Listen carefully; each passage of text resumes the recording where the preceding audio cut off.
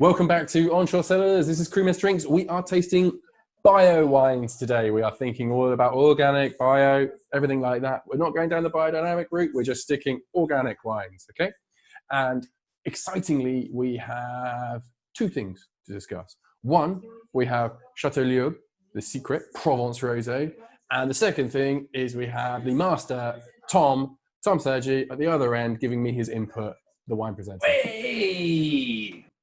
So we have Provence Rosé by a small little producer. It is a vin biologique, organic from, well, where's this from? This is what, down my neck of the woods, isn't it? Down here on Teve and such, yeah?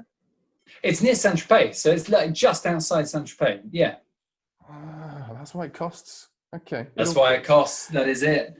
It's owned by the Bamford family, and the Bamford family, the Daddy Bamford, Anthony, sort of runs JCB, all the diggers and stuff. And Carol, his other half, his wife, and the kids, I think now, like started Dalesford Farm in Gloucestershire, which is like one of the UK's leading sustainable organic farms, right? And then I think in 1998, I believe it was, they bought 70-ish hectares just outside Saint-Tropez of Cinsault, Grenache, bit of Cabernet Sauvignon, bit of Mourvedre, bit of Carignan, all the other stuff that grows down there. Probably a bit of Syrah around, isn't there? As well as a big olive grove, and they make olive oil and they make really delicious rosé.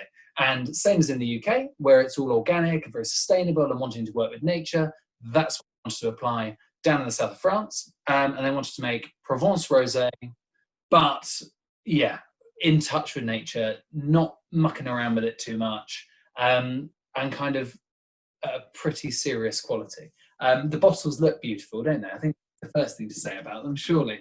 And that's a big part of Provence Rosé, is how it makes you feel and sort of what it looks like.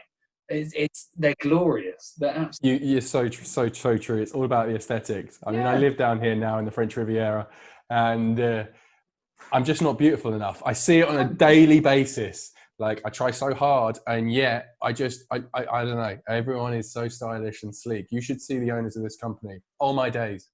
No, sorry, Ed. Can't say that.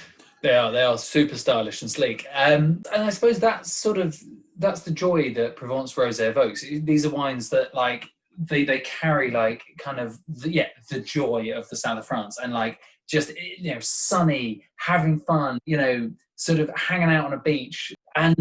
And so I think they're doing that brilliantly and trying to evoke a sense of place. They're evoking an amazing place that kind of throughout the world, when these wines are imported or wherever you're then drinking them, you get a little touch of that glamour of the south of France, but not like the whole kind of glitzy Saint-Tropez glamour, just the kind of the glamour of the beautiful natural environment down there.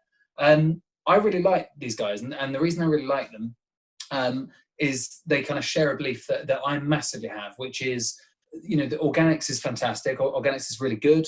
There are there's potential pitfalls with it, as with any system. But if you do it with the right ambitions, and if you do it with the right kind of will to produce something awesome, and not damage nature in the process, and kind of elevate and benefit the natural environment, then it's this wonderful platform for it. And these guys do it really well.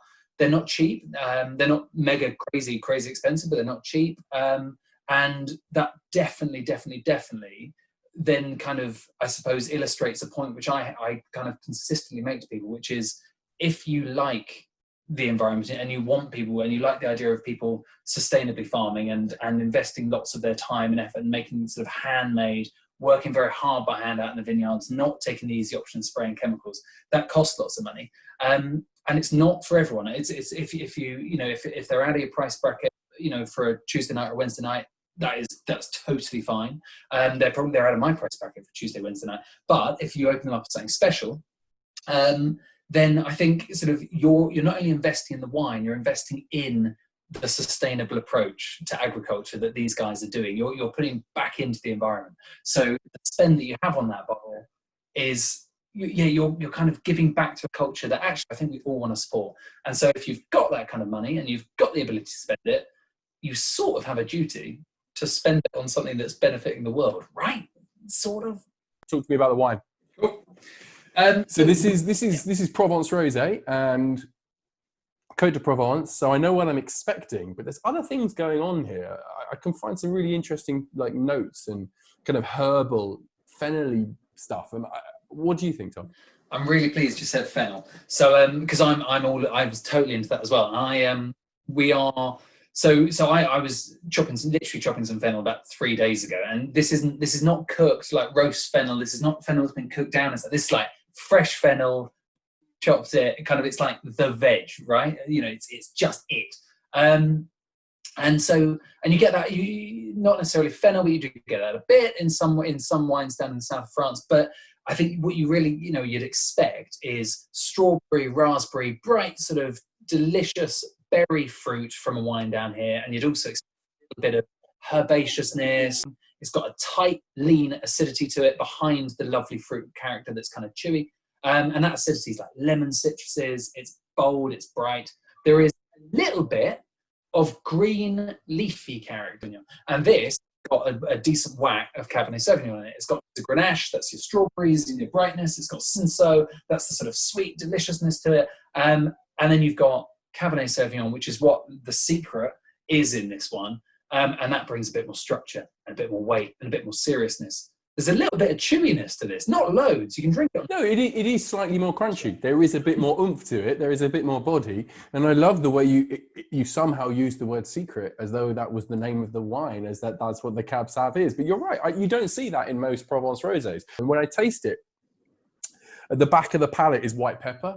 Just like a hint of just a little bit rolling through that I love. What I think is cool about this is if you want to just sit there in the sunshine and drink half a bottle of something really delicious quite quickly in a very refreshing way, it's been done. Perfect. This is absolutely perfect. But equally, if amongst 6 of you doing that, 1 or 2 of them kind of want to have a think about it a little bit more and have tasted loads of different roses from South France and want to kind of sort of enjoy that and kind of work it out a bit, there's depth. There's something to think about with this. I like it a lot.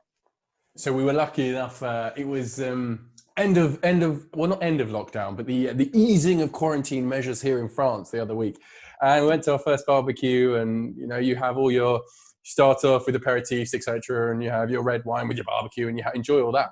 But actually, this is what we brought out as a magnum after dinner, after lunch. You're sat there. It's at the moment it's 25 degrees down here, which is lovely for May. And where we were, they had a little swimming pool, so you're out there.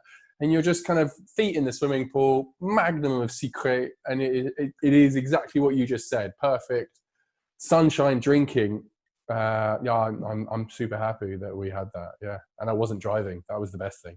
Yeah, if you bring a magnum of Léoube out, you don't want to be driving. That's the golden rule, isn't it? I think. Right? No. I got to put this to bed. Are you calling it Lube or Léoube? What are you calling it? I'm sure it is Léoube, isn't it? Or Léoube. It's got to be, but you keep calling it Lube. It's not, it's Léoube. Look, if I'm 30 years old, I'm not yet mature enough not to call it Lube. We could do this again in a decade's time and see if I've grown up. If you were to pair this with some kind of, what would you go for food? Because I just said I can smash a magnum after dinner. What I'm asking you is, what can we actually enjoy this with? I don't think you should be. I think this is an amazing aperitif, as you say. I always think it's great, after lunch or after dinner or whatever, in the sunshine, early evening, on its own. Basically, on its own, this is really good. Charcuterie, super high fat content charcuterie. This would be delicious. It's got enough zippiness to cut through the fat of the charcuterie. The saltiness of the charcuterie is going to be beautiful alongside the slight fruit sweetness in here. That would be really, really lovely. So you're balancing the two. Yeah, that's what you're doing there. Yeah, I think with food and wine pairing, for me, like it's hard to be super specific because everyone's palate's very different. But a couple of things really work. Acidity cuts through fat like no one's business. Acidity and fat is the backbone of every right-thinking person's diet, as far as I'm concerned. And the other key component to that is salt.